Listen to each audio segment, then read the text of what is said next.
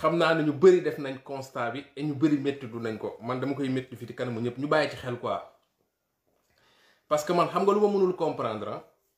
soit am na page yoo xamante ni yu ñu ràññee te xam ko ñun suñu biir la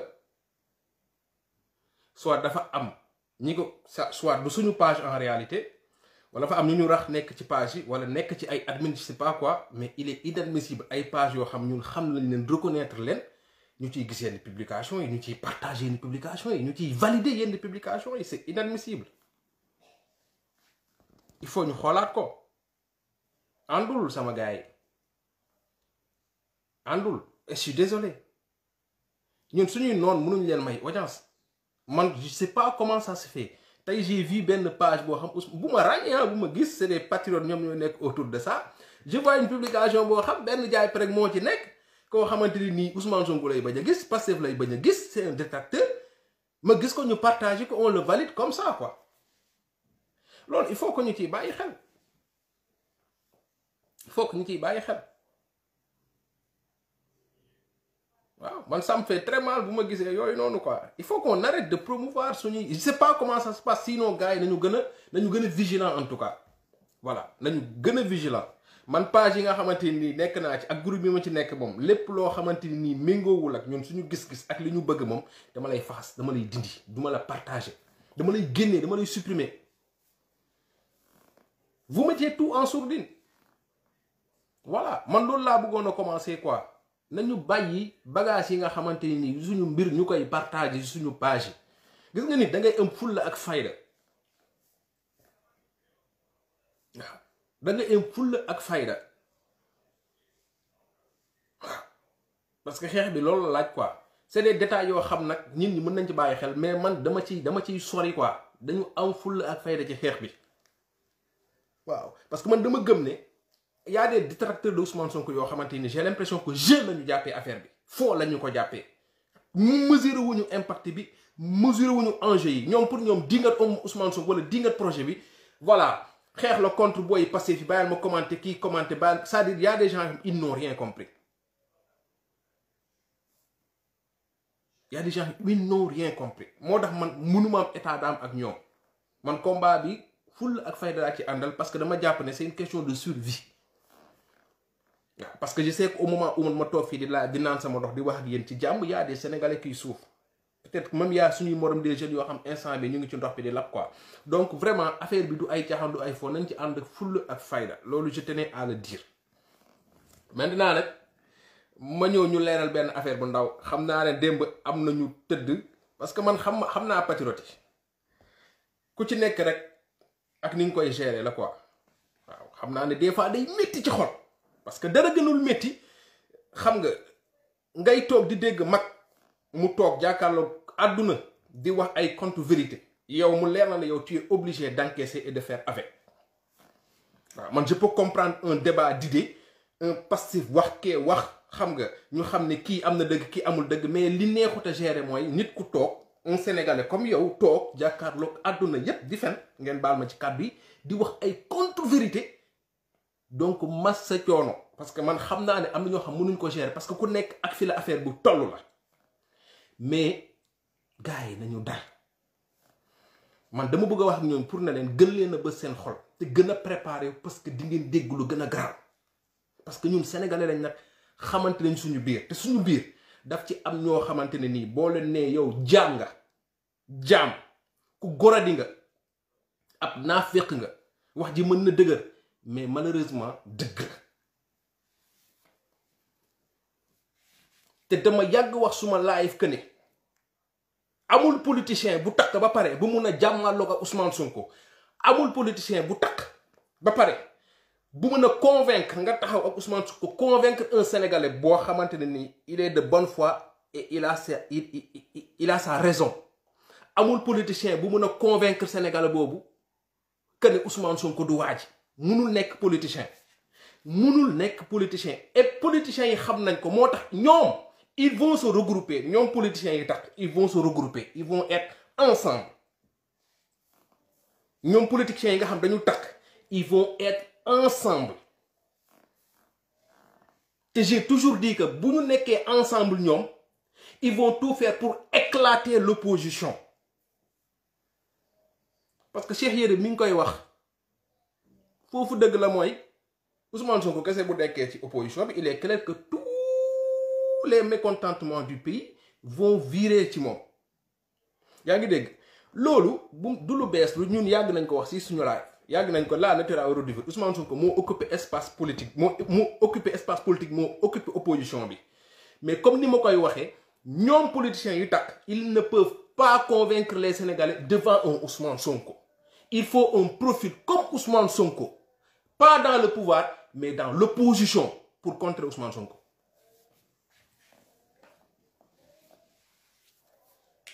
am na ñuy yor seen làmmiñ di waxtaan yi xam nga ñun position bi ñu am ñun Pastef c'est très compliqué parce que Sénégal moo bindoo noonu booy wax il faut que nga wax ak intelligence tey am na lu ñu xamaa am na lu ñu mën a wax fii mu leer naññ mais man dama bokk ci ñi nga xamante nii live moom damay live pour Pastef mais live moom au nom de Pastef mais dama bokk ci ñi nga xamante ni su may live damay bàyyi sama xel ci yu bari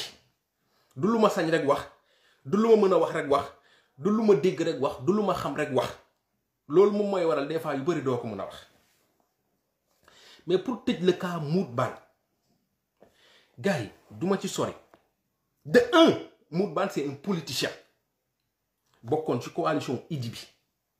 man je le dis bien mu fësal ko mu ñàkk ko fësal bokkoon ci coalition Idy bi mais qui roule pour le pouvoir li may wax lu leer la officiellement wala officieusement Mout Bane c'est un politicien il faut que mu leer Mout Bane dóorkat la dóor moo tax mu dem ba yor presse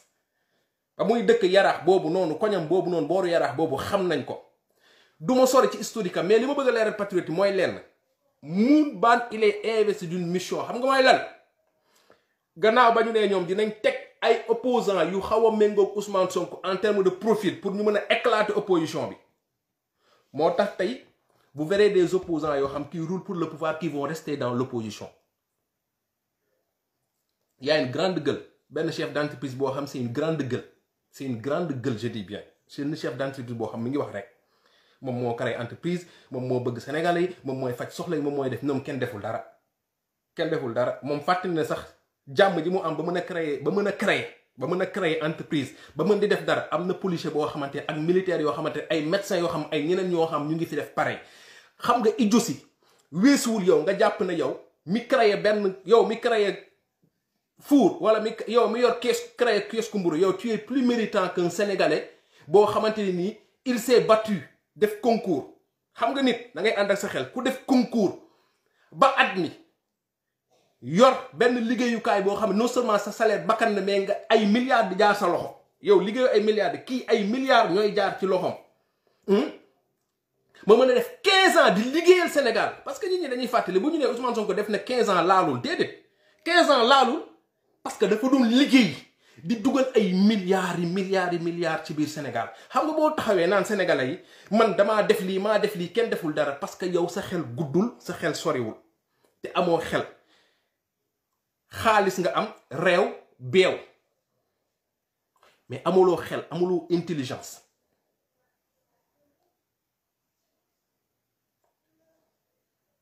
il est où le mérite parmi les ñun sénégalais yi ñaata nit ñoo am méritu créer dara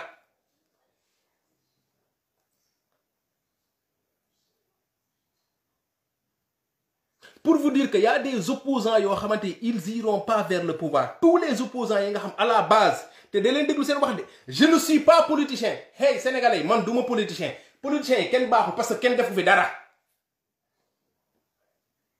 ku nekk rek ak ni nga koy interpréter hey sénégalais yi bu leen gëm ñun ñoo ay liggéeykat yi ñun ñoo créer ay entreprise ñun ñoo créer ay emploi mais fàtte ne loolu doxul parce que sénégalais yi c'est pas la première fois ñuy gis un homme d'affaires muy dugg ci politique moo tax nit ñi nañu yeewu c'est pas la première fois sénégalais yi di gis un homme d'affaires mu dugg ci politique Youssou Ndour day na firnde tous ces charognards là qui tournent autour du Macky mais c'est des hommes d'entreprise ñenn ñoo gën a taxaw sax sa waa ji mais la chanson ku ci nekk ak ni nga koy ette ñii dañ koy rap ñii di ko mbalax kii bu ko rabee ne yéen sénégalais yi politiciens yi baaxuñu Macky baaxul mais ñeneen ñi nekk ci opposition yi kenn baaxul ñun chef d'entreprise yi ngeen war a gëm c'est juste pour casser pour jaxase bopp sénégalais yi ñu ne ko yow ñooñu la ñuy naan ñëw leen ñu def li ñuy def mais des leen ci opposition bi mu am ñeneen ñu mel ni ay mut baar ak ñeneen yi ñoom li leen tax a jóg mooy ñëpp politiciens yi ñëpp a yem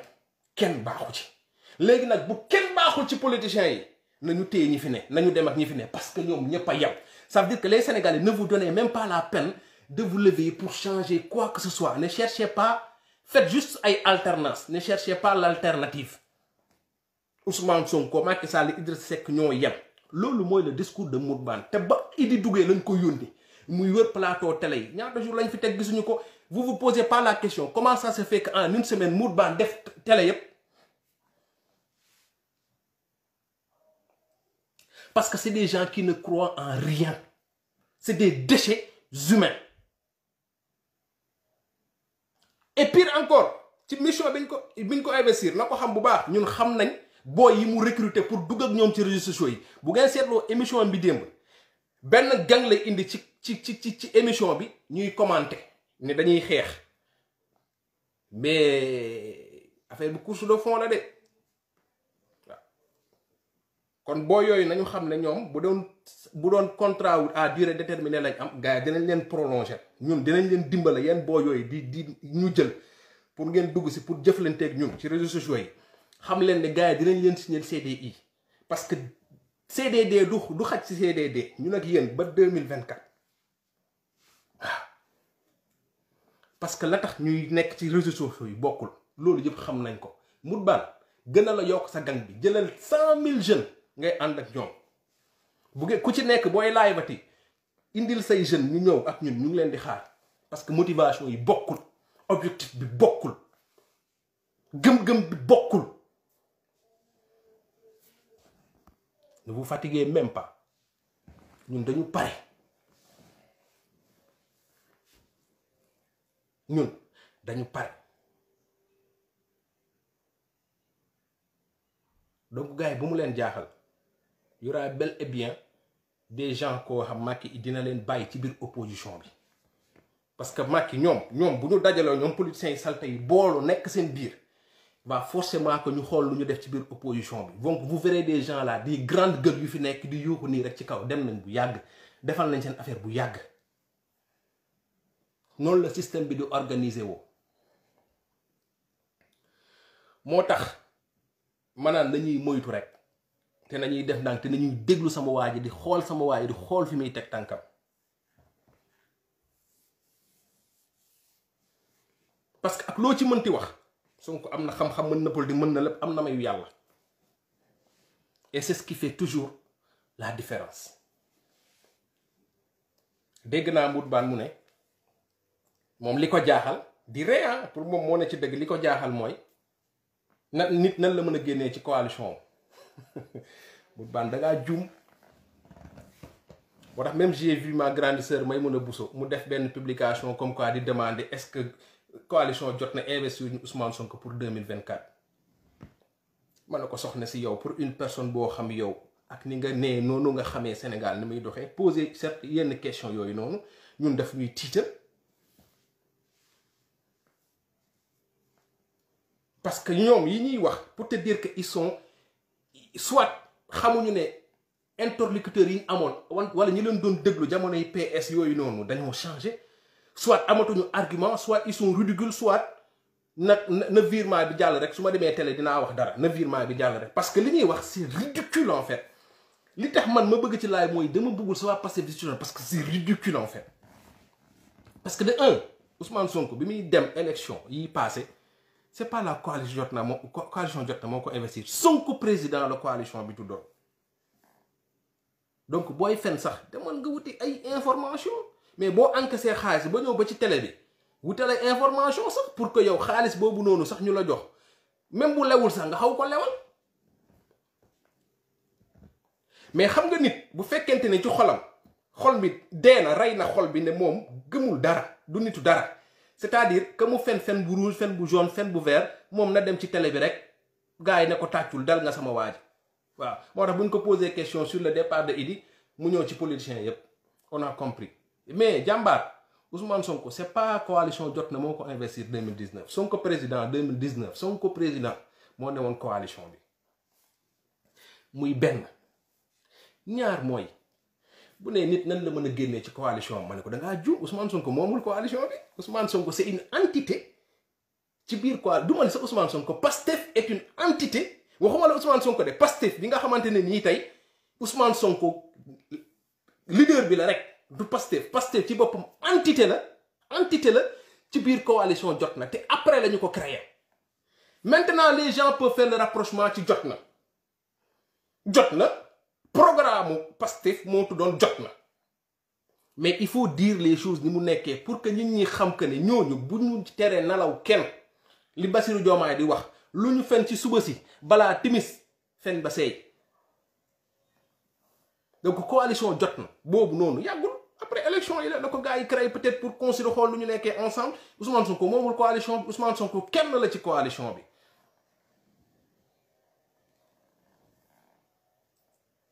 mais boo taxawee naan mooy gis-gis bi ñu am te ñun amuñu ko ci politique parce que ñoom ci politique bu yàgg ba la ñuy xalaatee ñoom jàpp nañ ne coalition nit dina ko moom ñoom jàpp nañ ne parti nit dina ko moom waxuma la coalition de mais ñun suñu parti sa Ousmane Sonko moomu ko c'est ça la différence bokkuñu logiciel bi ñuy dawee bokkul logiciel yi bokkul en fait un patriote du xalaatee noonu diw moom parti bi donc diw moom coalition bi di nga juum justement loolu la ñu bëgg a changer loolu la parce que bëgg a changer ci champ politique bi mooy parti nit moomu ko parti xel mu sell moo koy tënk xel mi la ñuy bokk montre yu baax yi ñoom ñooy bokk heure gis-gis la donc Ousmane Sonko mënul sax moom parti bay moom coalition te même boo xoolee sax ci li Ousmane Sonko expliqué bi ko Boubacar Camara ne dem naa wuyu ji audience moom dafa jàpp ne moom Boubacar Camara nawleem la keneen ku ñu bokkal coalition bi seen nawle la moo tax moom jàppul ne sax il est investi de la mission d'aller dire à la coalition que nii la xew parce que dafa ne jàpp ne moom c'est une entité ci biir coalition bi kenn la ci keneen ak keneen nekk ci mu jàpp ne Boubacar moom ak Boubacar Camara ñoo yem ci coalition bi bu dee am na ku ko war a wax moom Boubacar Camara moo war a jël responsabilité dem wax ko suñu waa ji du changer la constance nit li ngay woote da nga koy wuyoo mooy maandute moo tax boroom xel yi duñu ci débat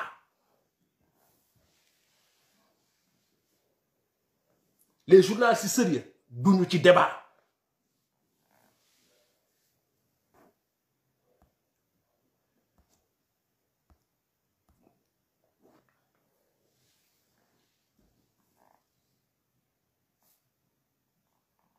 waaye moom laay wax rek man dama ree sax biñ ma ne Sonko Pastef génn na ci coalition bi sama xol bi dafa sedd guy parce que dama xam suñu waa ji ni mu mel gis nga seytaane suñu waajee ku way de bu lay wër mun a la jot day dem xool ci ki la jege mu jaare fa suñu waajee ku way de ndaanaan bi su ko amoon dama lay tegaat gars yi jaar nañ fu ne sama waaj fu ne jaar nañ impôt domaine jaar këram am na terrain am na nii dugg na fii ëmb na biir na am na ay cheikh këram jàppal ba jaar nañ fu ne gisuñ daal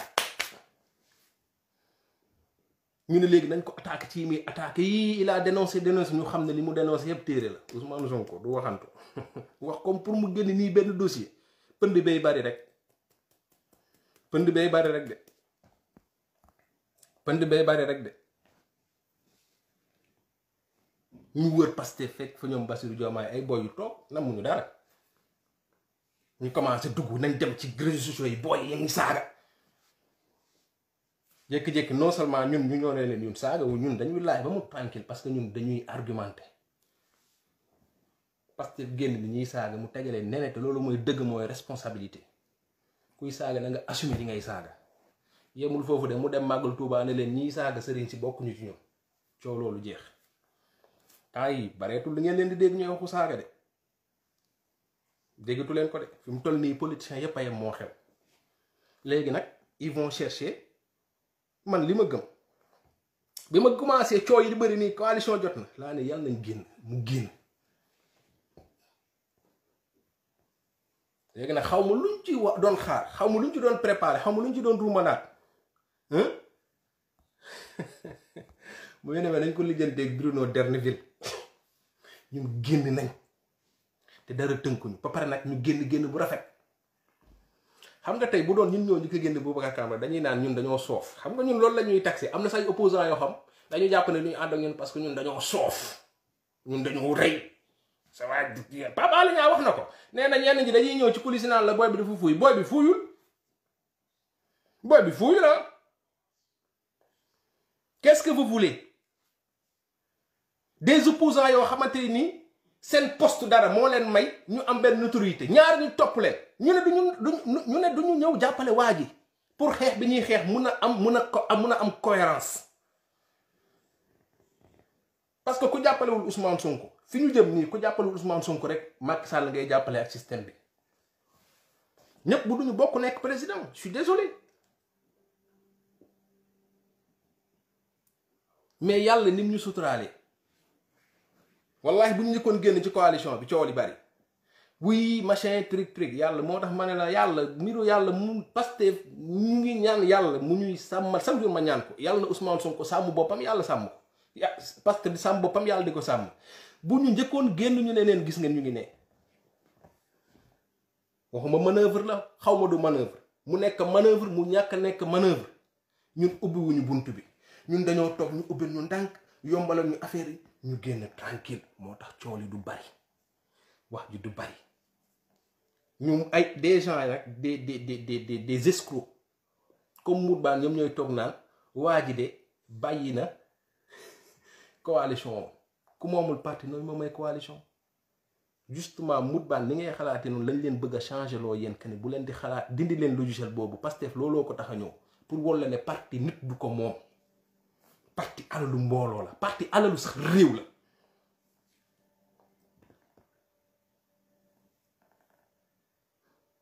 alalu sax réew la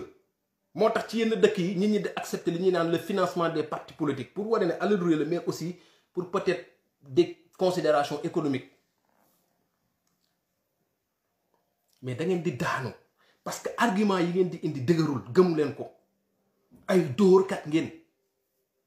Pastef génn nag léegi xam naa ne ñenn ñi ni ñuy calculer ci politique mooy boo nekkee ci coalition nekk ci coalition boo génnee da ngay génn maanaam da ngay nekk ci coalition génn maanaam boo nekk ci coalition da ngay mel nii boo génnee ci coalition da ngay tuuti loolu du gis-gis gis nga yoon bi Pastef war a nekk dafa war a leer warul am sikki sàkk te tant mieux sax sant yàlla ba mu amee fii ñu leeraat lépp raxas lépp peinture defar lépp ba mu très bien ñu nekkaat ci yoon bi moo tax yàlla buy defar day mel ni kuy yàq ak loo ci mënti dégg semaine bii ñu génn ak kuy mënti génn ak lu ñuy ne Pastef ñàkk na ko Ousmane Sonko dugal na boppam ci ay xolu sénégalais yoo xamante ne ni am na lu xew ci semaine bii jarul ma ciy sori ci wax am na ñoo xam Ousmane Sonko sax na seen xol te ñooñu duñu politique duñu live duñu jënd carte maamu ñu ngi seen kër toog sa gëm-gëm dafa sax ci xolu nit ku doon sikki sàkk nitu dëgg wala pas am wala déet am nga ci firnde ki doon sikki sàkk ana suñu politiciens ku ci nekk fi nga taxaw am nga ci réponse parce que am na ñu meeting am na ñu làqatu am na ñu daw am na ñu dem ci leneen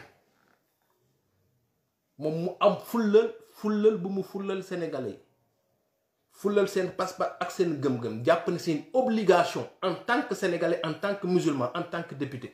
mu dem fa dem bu rafet ma leeral benn mbir foofu Ousmane Sonko bi mu demee ci affaire rassemblement wu julliti pour xeex loo xam gëm-gëm la pas-pasam la te gëm naa ne noonu la fa demee dafa am lu ñu war a leer mooy que Ousmane Sonko ku mel ni moom mënul di déplacer wu sans garde du corps parce que Ousmane Sonko sécurité am dañ ko war di assurer matin, midi, soir. Ousmane Sonko ne peut pas se permettre de se déplacer sans sécurité. Pour dire que Ousmane Sonko bi mu yegsee am na ñoo xam jéem nañu moo tax ni ma lay wax rek foo jaar bi génnee mbóoti génnee affaire am na ñu ne dafa ñëw récupérer affaire bi ñu naan ko Sonko président ma ne leen def leen ndànk ñi doon tàcc Ousmane Sonko tàcc wuñ ko pour Ousmane Sonko dañu ko tàcc contre Macky Sall. Ousmane Sonko bi mu yegsee dafa doon sax làqatu am na benn moment sax da ngay sentir il est gêné ñi ko doon tàccuwuñu pour Ousmane Sonko dañu tàccu contre Macky Sall ak le système. Donc na nit ñi di am rafet njort te bañ di sori torop te wala bañ di ñeme yàlla ñi tàccu c'est pas des militants de Pastef amul benn ñun ñoo fi dàqul côté Ousmane Sonko de près ou de loin ñun dañuy loqati rek man am naa des gars yoo xam ay jinax lañ Ousmane Sonko bu yeewee sax ñu ne ñu ngi jàpp xoolal laal na bopp bi laal na karaw gi kabar na gars yi dañ koy lijjanti mais kenn mënu la woon wax day dem wala du dem. Donc bu yegsee ñun ñi tàccu bëgg kontaan parce que au-delà du combat religieux y a un combat idéologique y a un combat politique. Donc ñi nga xam seen xol féex na dafa féex pas ok Ousmane Sonko ñëw na c'est plus contre Macky Sall que pour Ousmane Sonko mu defar ba mu baax ñëw toog dégg naa jéem na ñu ne sax pour mu wax mu ne déedéet man loolu indiwuma fi donc ñun patriote nañu xam li ñu yor te looluy dëkk. léegi nag ku mel ni ay mbut baat ak ñeneen ñi nañu préparer ñu suñu xol.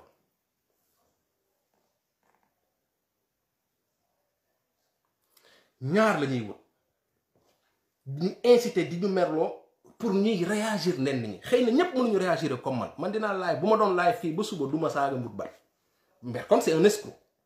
mais du ma saaga ndey du ma def kenn du ma ko def parce que na mu bëgg ñëpp di ma déglu te man soxlawu ma sax di ko saaga dama ne nit mënuloo di topp Ousmane Sonko di ko déglu di ko liir di saaga kon déglu woo ko kon du Ousmane Sonko mënul nekk.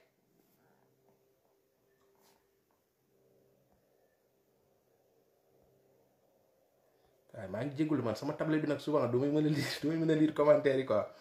maa ngi jégalu mooy li may wax rek man benn politicien laa wóolu du Sénégal am na ñoo xam am naa njort bu rafet ci ñoom mais koo xam dama ko wóolu jar na maa dóor sama doom bi Ousmane Sonko te daf ma koo won keneen ku dul Ousmane Sonko loo wax lu ne ay pincette laa koy jàppe ba ma may gis lu ma leer. man jàpp naa ne politicien bu taxawul parce que oh non Sénégal moo doy waar rek Sénégal mooy doy waar rek mais bañ bëgg 2024 incha allah Ousmane Sonko mooy nekk président de la République bu Sénégal te ñoom xam nañ ko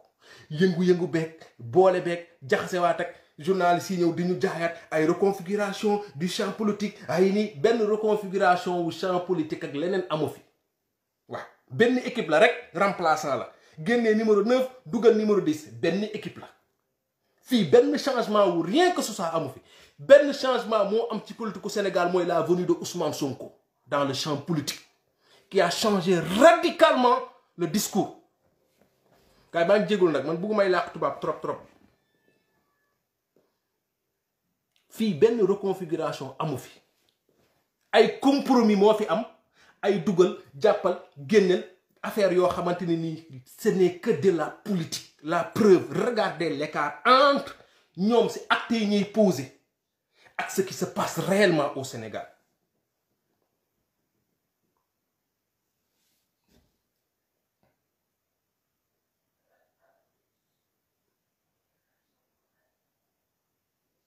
C'est grave ce qui se passe au Sénégal.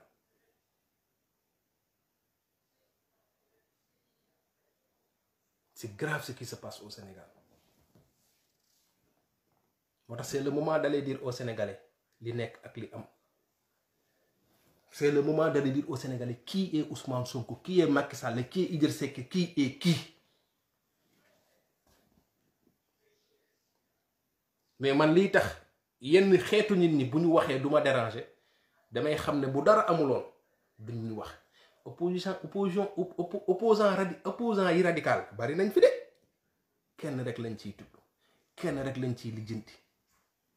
ñun jéggi nañ opposant radical ñun ñooy l'opposition jéggi nañ l'opposition sax ñun ñooy avenir u Sénégal ñun ñooy le futur du Sénégal loolu nag nañu ko jàpp te xam ne nañu muñ rek am na ñu bëgg Ousmane Sonko trop bëgguñu ñu wax ci moom dara mais dinañ wax ci moom lu grave dinañ ko wax suba dinañ ko wax ëllëg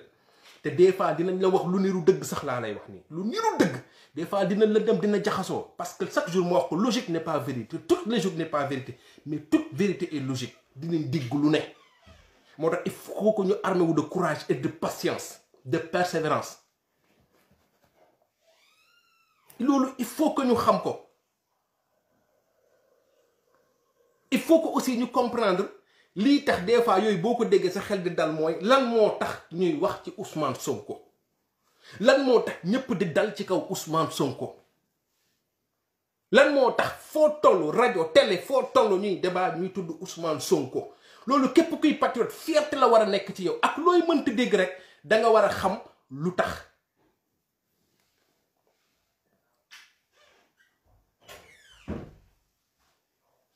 lu tax parce que affaire bi moom la parce que fi mu teg tànkam fi mu duut baaramam foofu mooy métti te duñu ko bàyyi dama ne patriote yi loolu gëm leen ko ngeen dóor ko seen xel 2024 incha allah Ousmane Sonko mooy nekk le président de la république bu ko nekkul ñun ñoo ko bëggul yàlla teg nañu ci prédisposition yépp nañu dem waxtaane ak sénégalais am na xeex boo xam nag du suñu xeexu ñeneen la parce que nag Macky Sall il faut mu comprendre benn affaire ak ñoom ñëpp ñiy woote système yëpp moomuñu Sénégal sénégalais yëpp bokkuñu bon sénégalais yi nekk justice bi yëpp bokkuñu bon sénégalais yi nekk ci armée bi yëpp bokkuñu bon sénégalais yu baax yi sénégalais yi yëpp c'est-à-dire sénégalais yi bokkuñu bon am na ñu bëgg lu baax moo tax doole Ousmane Sonko li ci nëbb sa moo ëpp lu feeñ lu Ousmane Sonko xam ak lu mu xamul nag ñun lu ñu xam ak lu ñu xamul lu Macky xam ak ñun lu ñu xamul parce que moom xam na doful jënd jàpp ko kenn nag du teye ndam loolu ci kàttanu yàlla ñu téye ko suñuy loxo te dinañu xeex ak ñoom gis nga buñ ci yeggee diaspora bi nañu pare gis nga xeexu 2024 bi gars yi ils s'imaginent même pas dañu lekk seeni affaire def li ñuy def dañu yaakaar ne ñoom ci ay live yi lañuy nekk gars yi dañuy caaxaan ñoom comprendre ñu sax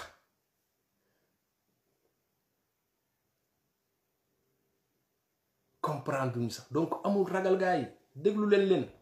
bu laajee ñu xeex ak ñoom ci réseaux sociaux yi mais bu mu leen métti nee naa leen bu fekkente ne laa lay wax nii 2020 bi buñ doon wax tey un politicien bu gagné politiquement dama ne Ousmane Sonko gagné na ci ñetti waxtu lu politicien di liggéey fukki at donc Pastef tey bu génnee ci coalition